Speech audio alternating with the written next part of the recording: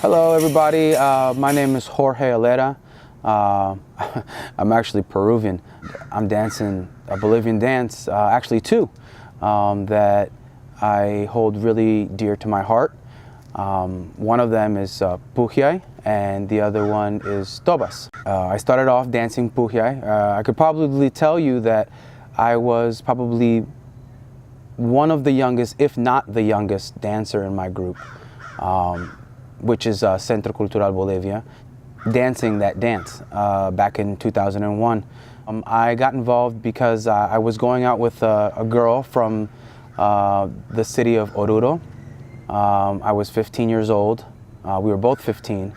And I decided to join to be able to spend more time with her. And we danced Pujiay the first year in 2001. After which, the following year, we started dancing another dance, which I fell in love almost immediately. Tobas was, to me, something for more youth, something that I guess a lot more young people were doing. The jumps were just a lot more athletic. The dance itself was just more athletic in itself, more than Pujiay. However, Pujiay never left my heart. I can't really say that I enjoy one more than the other.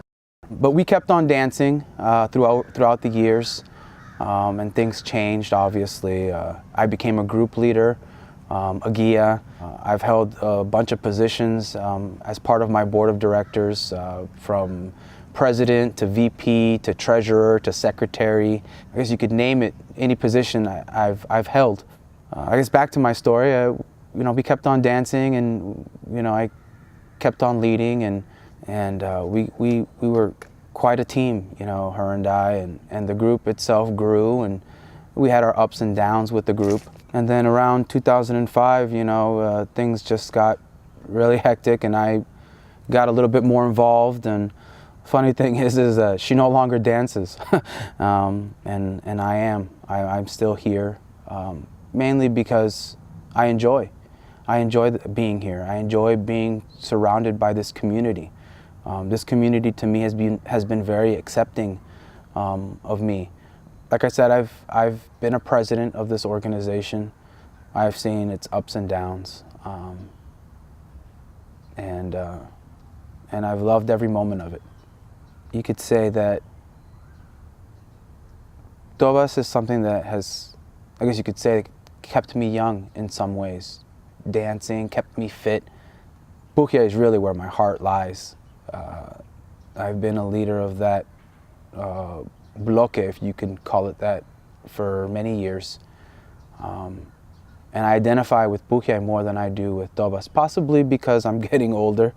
I have kids now, and my son, he sees the videos of his dad, of me, and he looks at it and he starts to dance a little bit, and it's funny that I look at him and I see someone trying to learn, and I picture myself trying to learn so many years ago.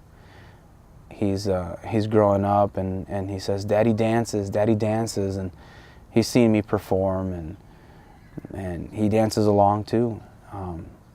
So I could really say that Pujiay is somewhere where my heart really lies. The feeling that I get, and I'll tell you something right now, that when I'm leading my group of Pujiay dancers, I look back. I like to look back.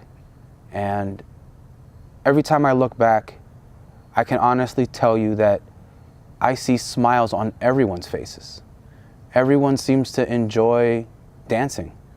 And that's honestly what makes me keep going.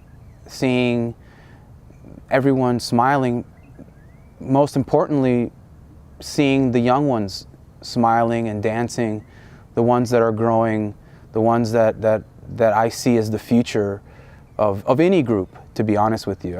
I don't think that I'm the future anymore, but maybe at one point when I was younger, but to see our youngsters and our young ones learning and not only learning about our dances, but learning about our customs and traditions, that's our future right there.